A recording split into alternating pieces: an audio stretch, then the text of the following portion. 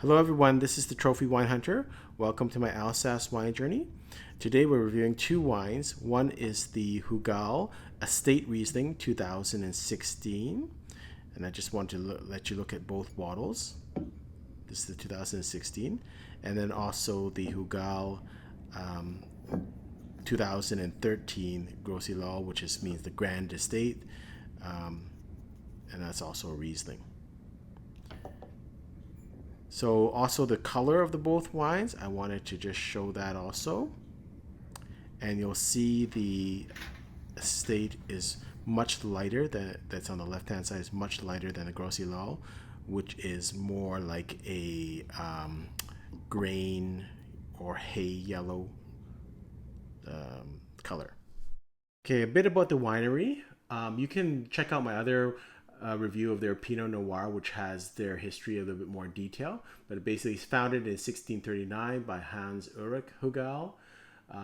They're family owned. Now the 12th and 13th generation are working on their wines, and they are located out of Requewihr. And so you can see their head office here, which is quite stunning. I mentioned they are family owned. They're generational. So this is a picture of some of the people from the 11th and 12th generation. So on the left is Etienne, and unfortunately he passed away a couple of years ago. And then the other person on the right is Marc, who is the current winemaker.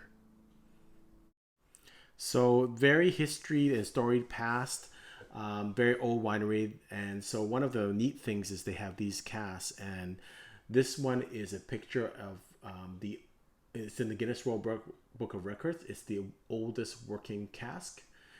Dates back to 1715. And by using these old casks, it's a very sterile environment, but at the same point imparts no oak into the wines.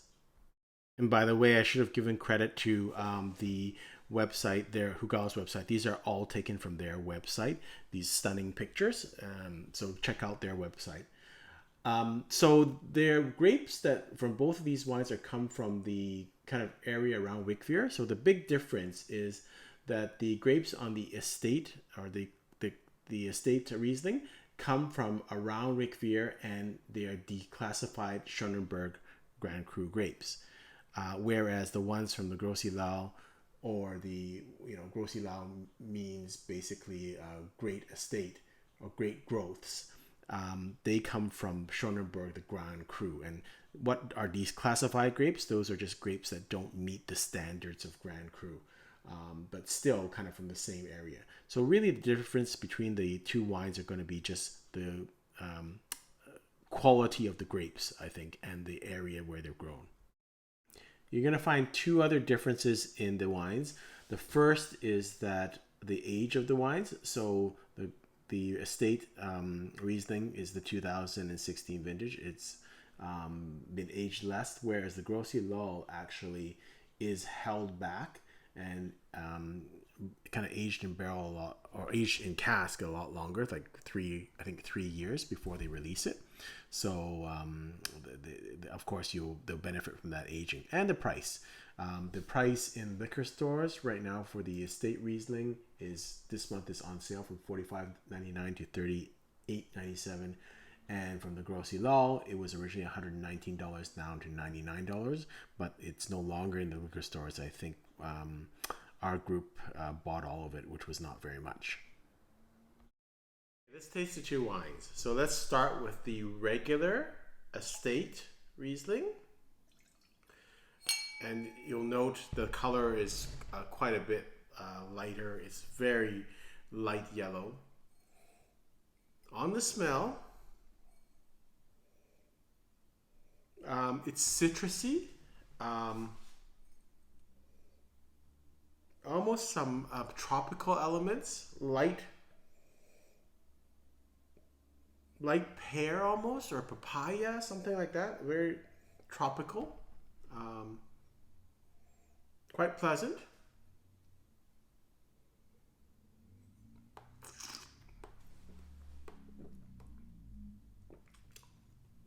The taste, medium to medium plus acidity, lemon, lime, citrusy elements, maybe some peach and some honey. And I can just compare to it is fruity, and a little bit of minerality, I think.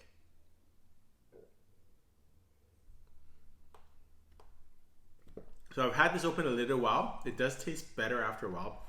When I first opened it, it was much more, it was much sweeter. It's actually got drier right now and more minerally. And it also does that with food. So I think it has improved since I first drank it. And then now this is the 2013 Grossi Laue. So let's try this.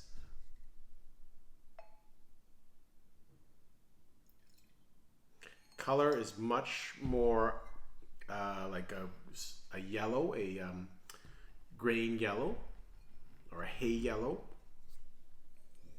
darker.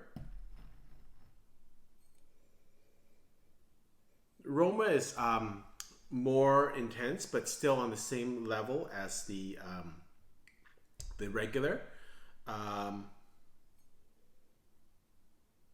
If anything, I smell a little bit more apricot and peach notes on this, and honey notes on this. It smells a little bit more intense, a little bit.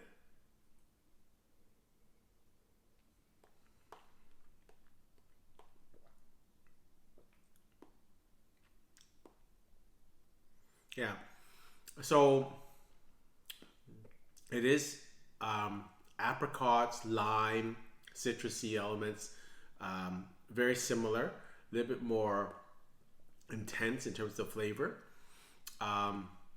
The thickness on the mouth is of a little bit more weight and a little bit more oiliness. I think it's a better wine. I can tell right away on it that it's a little bit more concentrated. And it's really funny, when I first tasted this, both of these wines, I didn't have food with them, and they tasted really sweet to me. I was surprised, actually. But now that I've had some food with it, it actually tasted a lot more dry and minerally. So it's changed quite a bit. Yeah, it is quite night and day. When I had it first without food, it was much, very sweet. I was surprised by the sweetness. So this has kind of changed my mind a bit. So it does taste a lot different and smells a lot different after aeration and after with food.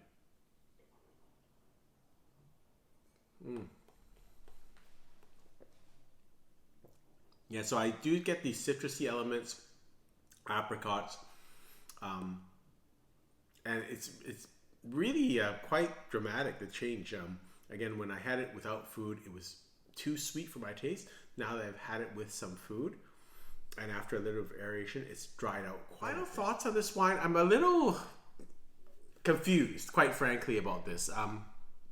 When I first had it, it was without food.